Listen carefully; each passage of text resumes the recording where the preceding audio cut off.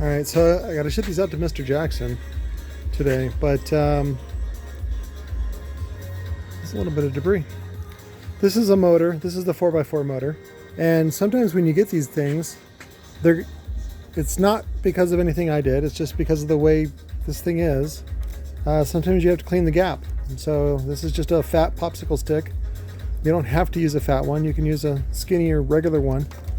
This is, make sure you use the good blue tape from Scotch.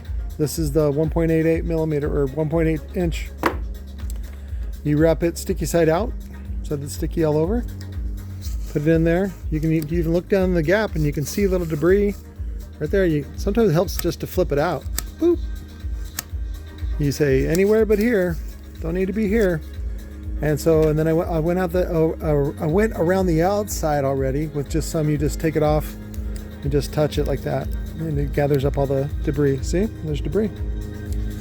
So, and then I'm going to bag it and ship it. And when you get it, you're going to get this stainless hardware. See, and typically it's a number 5 or 5 millimeter,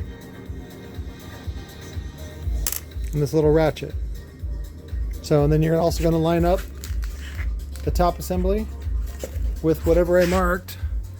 If for some reason I didn't mark it, sorry, you're gonna have to figure it out.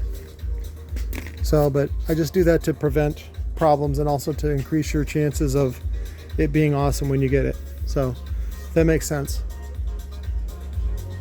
Oh, sorry, I'm a little bummed today. I just, I don't know. Sometimes I get a reminder of this. A lot of people suck.